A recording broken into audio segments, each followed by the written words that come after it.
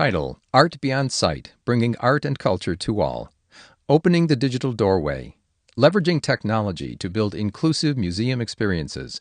The Morgan Library, October 22, 2014. Janice Lintz, CEO, Hearing Access and Innovations, formerly Hearing Access Program. Online Captioning Standards for People who are deaf or hard of hearing.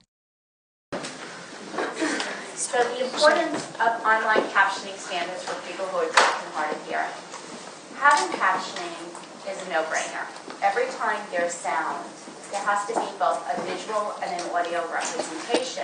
And today, I'm going to be discussing just the visual representation. But my discussion of the visual representation in no means that there should not be an audio representation. Did you know there are 48 million people with some form of hearing loss? Did you know 1 in 5 teens has some form of hearing loss? Did you know there has never been a Congress member, a senator, or Supreme Court justice member who has grown up with a hearing loss? What if I told you that this could be solved by removing the artificial barriers that prevent children, teens, and adults from being left out of society? What if there could be a U.S. president, a CEO, Nobel Peace Prize winner, or Supreme Court justice member? What if we could change that? How would we do it? So while this presentation is going to focus on captioning, I just didn't want to leave you with the impression that that was the sole solution, so I'm just going to run through. There should be basically a three-pronged approach every time there's sound. There should be an auditory, like an induction loop, a visual captioning, and then the third, qualified interpretation. Most people know that as sign language. Captions are the words at the bottom of a screen that transcribe the sound. Now this problem and the lack of captions is so prevalent. Brewer, on the lack, and this is another problem, on the new induction loops that have gone into the taxis. And NBC News was reporting this story on hearing loss. It would seem like it would be a no-brainer to have captions, but it didn't. So the story that was geared to people who were deaf or hard of hearing could not be heard or read by people who are deaf or hard of hearing. That's how crazy this is. But the FCC has mandated new captioning standards, and these rules are going to be going into effect shortly, and that's going to change. In the past, we had the rules that mandated captioning, but what that meant was as long as there were words at the bottom of the screen or somewhere, in fact, on the screen, it didn't even have to be on the bottom, then it counted as words, captioning. Whether the words were spelled correctly, whether words were missing, whether half sentences were gone, whether someone changed the words, as long as something was slapped up on the screen that appeared to be a word, that counted. That was absolutely insane. 7 years later, the FCC has now adopted standards. On January 1st, 2016, the requirement for captioning of straight lift clips, which are defined as a single excerpt of a program that's been captioned when first shown on TV, with the same video and audio has been broadcast. The following year, captioning for video montages, which are collections of clips from different broadcasts where all have been captioned when broadcast.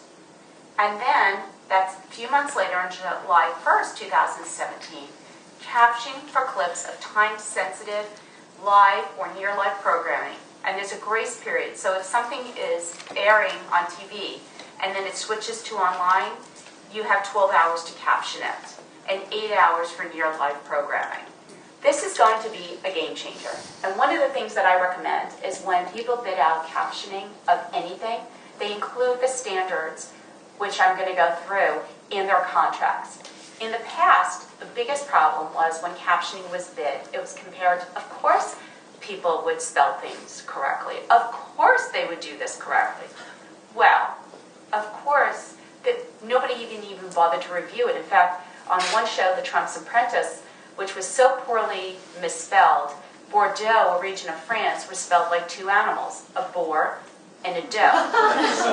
So when I would watch watch television with my daughter, I would have to spend 20 minutes explaining why the captioner didn't understand the word Bordeaux as a region of France, and didn't she know where France was.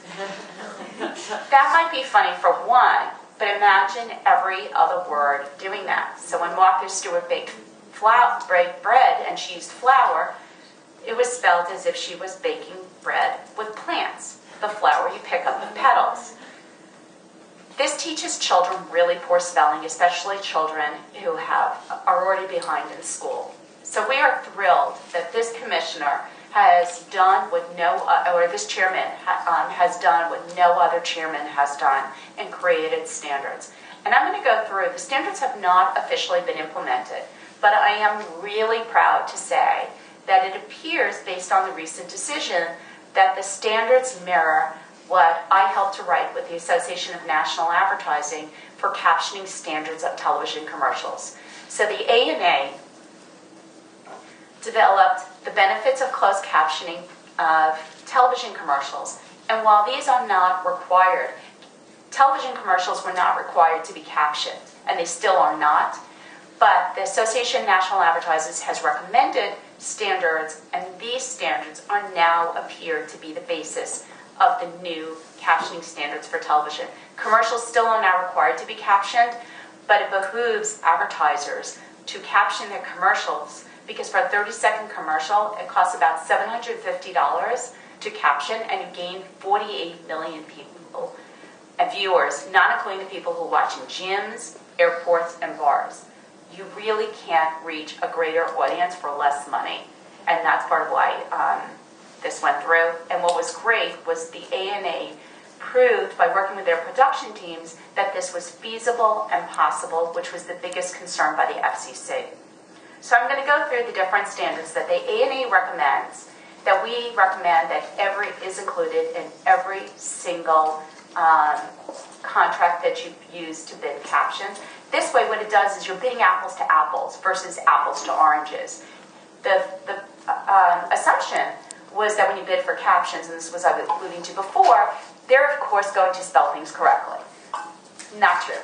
So when you include the standards in the contract, you hold them accountable, and then you can go back to them if it's not spelled correctly and say, this isn't what we agreed to, we want it corrected.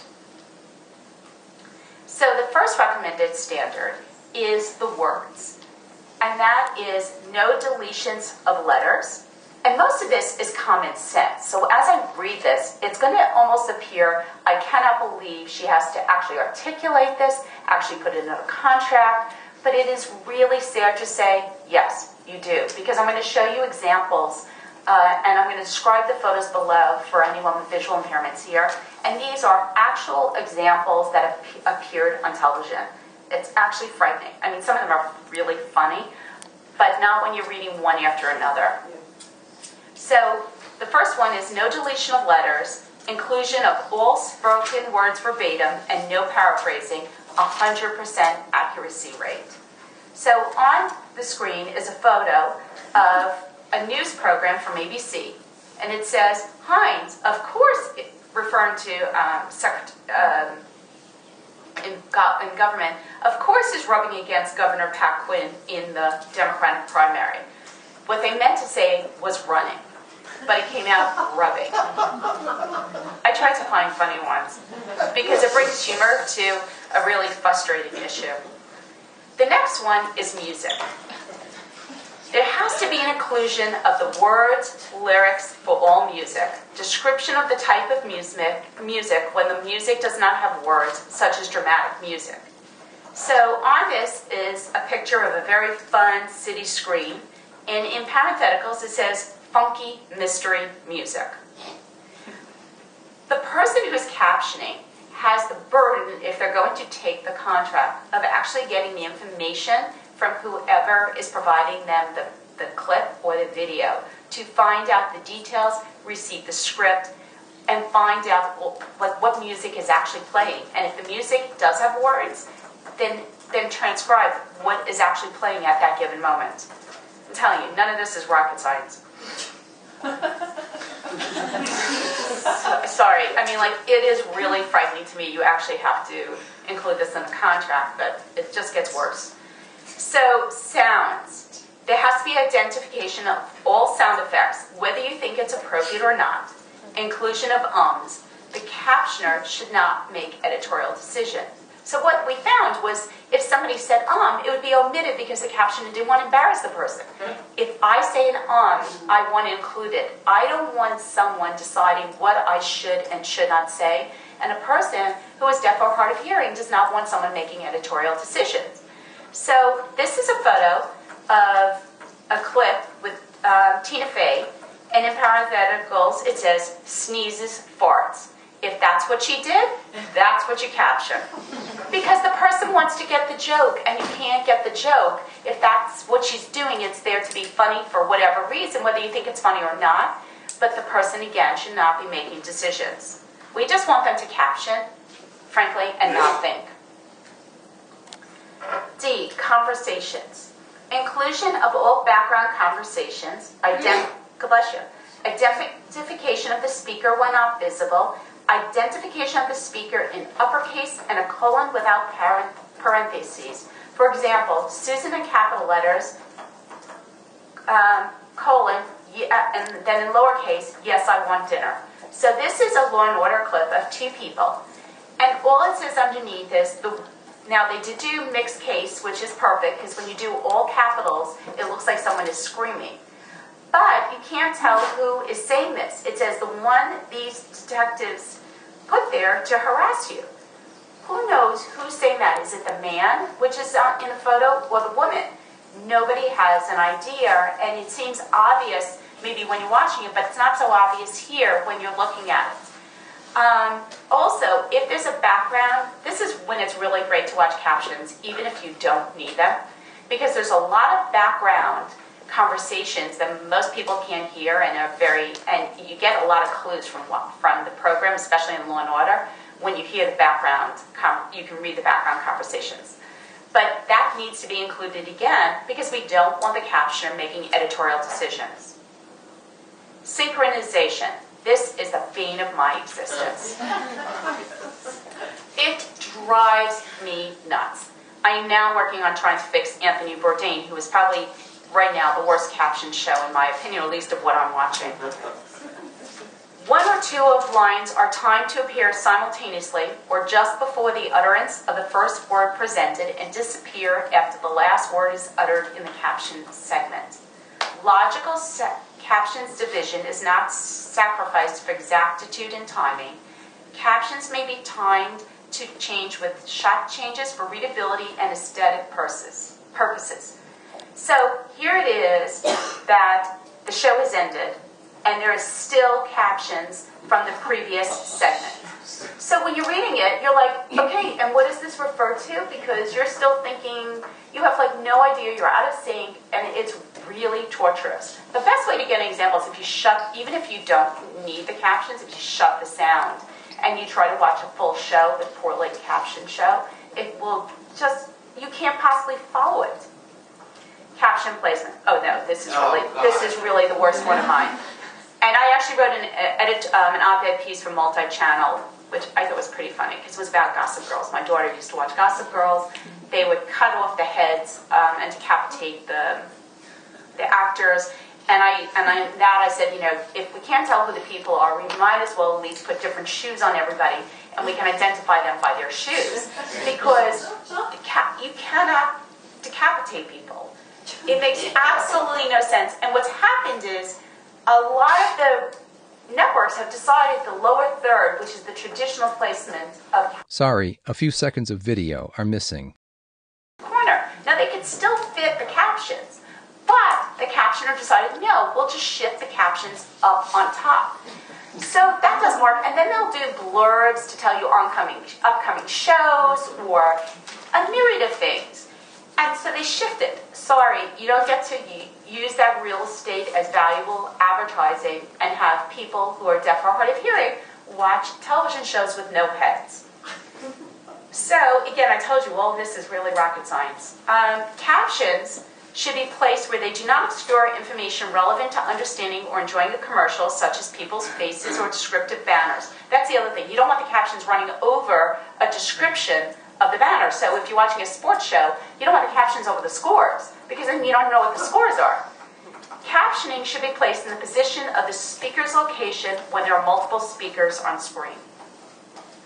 Captioning style. This is I alluded to before. Use of mixed case letters, digital screens now permit the adjustment of font size. Updated software no longer deletes the descenders of letters such as G or Q. Therefore, uppercase should not be used exclusively. When I started this project, one of the things I found out is a lot of captioning companies were using uppercase letters because the descenders, the long part of the G and the Q, were cut off. And when I did a little more digging, I found out, well, that was because they didn't update their software, and it deleted the lower part of the letter. Well, this was an interesting concept. How about buying new software? That seems to have been solved because they did. But that was the kind of nonsense that is the kind of repeated crumbs that are given to people with disabilities. The other thing is the use of pop-up instead of roll-up format, because it allows you to read at your own pace rather than the pace of the captioner. So if the captioner is a slow person, a slow reader, many people who read captions regularly are pretty fast readers. That's a positive side of using reading captions. But again, this is a photo of capital letters. Now, in this case, maybe he would like it. It's the Colbert Report, and maybe he would like to be capitals, but it's very hard to read repeatedly capital letters. It slows down your reading speed. It feels like people are shouting at you. It's just not a comfortable way to read text. Passing of captions. Oh, yes.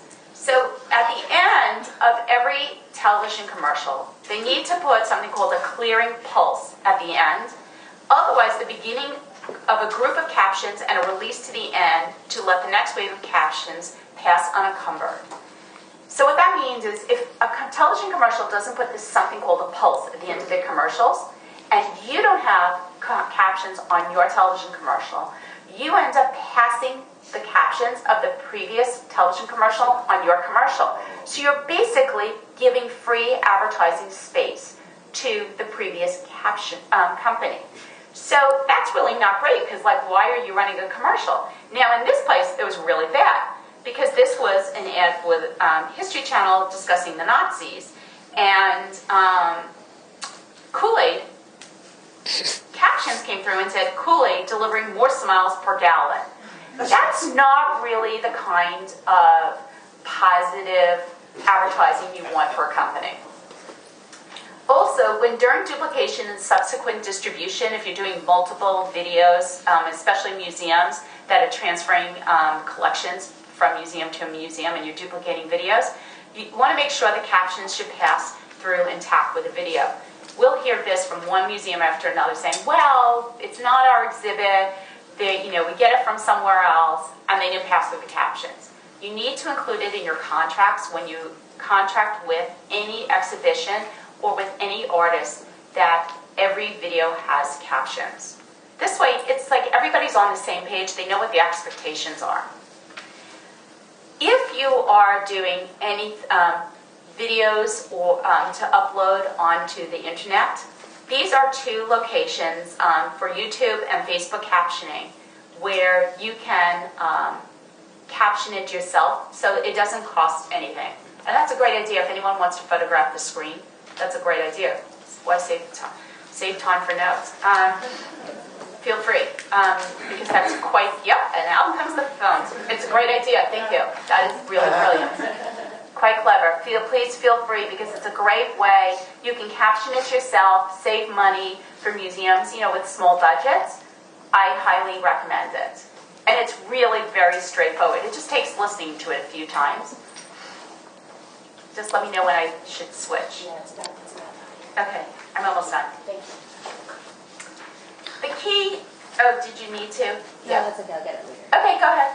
Just put her. The key to this is working together, and great things happen when people work together. As Alexander Graham Bell said, great discoveries, improvements invariably involve the cooperation of many minds. Thank you very much. This is my contact information. Feel free to photograph this again if you have any complaints, comments, criticism, or anything. Just make sure it's captioned correctly and email. Thank you.